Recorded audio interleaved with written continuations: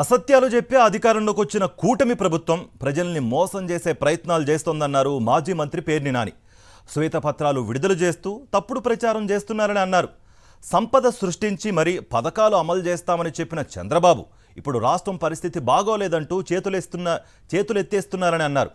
పోలవరం నుంచి అమరావతి వరకు ఏ విషయంలోనూ కూటమి ప్రభుత్వానికి క్లారిటీ లేదన్నారు పేర్ని నాని. రోజుకొక శ్వేతపత్రం విడుదల చేస్తూ ఆ విడుదల సమయంలో అన్ని తప్పుడు అంకెలు అసత్యాల్ని చెప్తూ జగన్మోహన్ రెడ్డి గారు ఈ రాష్ట్రాన్ని ఏదో చేసేశాడు, కాబట్టి మా వల్ల ఏం కాదు, మేమేం చేయలేం, ఊరికే పదవులు అనుభవిస్తామని ప్రతిదీ అమరావతి మీద ఒకరోజు, కరెంటు మీద ఒకరోజు, మైన్స్ మీద ఒకరోజు, ఇట్లా రకరకాల దేనో దాని మీద ఒకరోజు ఒక్కొక్కటి రేపో ఎల్లుండో ఆర్థిక వ్యవస్థ మీద ఇస్తారంట.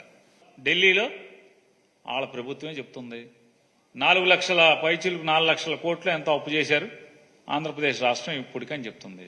చంద్రబాబు నాయుడు గారు మాకు ఇచ్చేప్పటికి 2 లక్షల చిల్లర కోట్లు అని చెప్పని జగన్మోహన్ రెడ్డి గారే చెప్పాడు. ఇందులో దాచిందేముంది? నోటికి వచ్చినట్టు 10 లక్షల కోట్లు, 15 లక్షల కోట్లు, 20 లక్షల కోట్లు ఈ రాష్ట్రానికి అప్పు అయిపోయిందని చెప్పని, శ్రీలంక అయిపోయిందని చెప్పని తప్పుడు ప్రచారాలు చేసి, సరే చాలామంది ఇన్ని హామీలు ఇస్తున్నారు కదా, ఎలా తీరుస్తావు, అసలు ఎలా ఇస్తావు అని చెప్పని అడిగితే, నేను సంపద సృష్టిస్తాను, సంపద సృష్టించి తద్వారా నా హామీలన్నీ కూడా అమలు చేస్తానని చెప్పాడు. ఇవాళ ఏం చెప్తున్నాడు? అబ్బే మా వల్ల ఏం కాదు, మేమేం చేయలేమండి, ఈ రాష్ట్రం పరిస్థితి ఏం బాగాలేదు. ఇవాళ కరెంటు ఎలక్షన్ల ముందు చంద్రబాబు నాయుడు గారు చెప్పారు, ఛార్జీలకు కరెంటు ఛార్జీలు పెంచకుండా నాణ్యమైన కరెంట్ ఇస్తాను. నిన్న మొన్న వైట్ పేపర్ ఏదో ఇచ్చాడు ఆయన.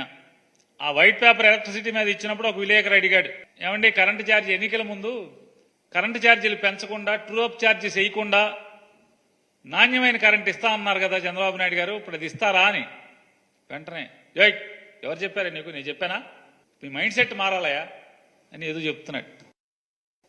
ఒక విలేకరు గారు కుంటితనంగా అడిగాడు, మంచోడు ఆయన ఏమడిగాడు, ఏమండి మొత్తం అమరావతి అంతా తిరిగారు కదా, మొత్తం అంతా పొద్దు నుంచి క్యారేజీ కట్టుకుని రాత్రి సాయంత్రం దాకా తిరిగారు కదా, ఇది సంపద సృష్టించి అమరావతి నిర్మాణం చేస్తాను, ఇక్కడ సంపద ఉన్నాను కదా, ఎంత అవుద్ది, ఎప్పుడులో పూర్తి చేస్తారన్నారు.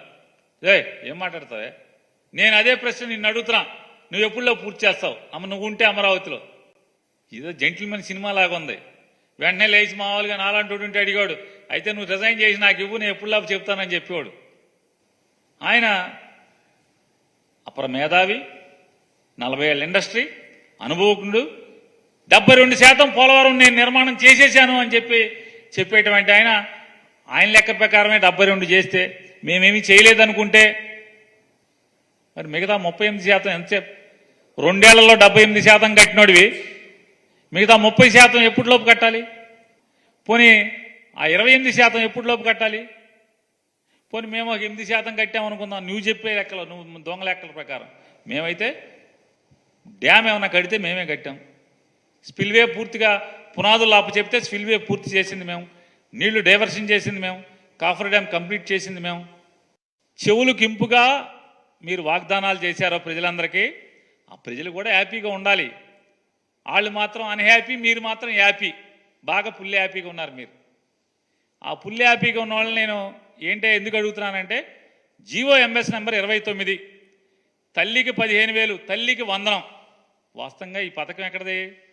జగన్మోహన్ రెడ్డి గారి పథకం, అమ్మఒడి పథకం.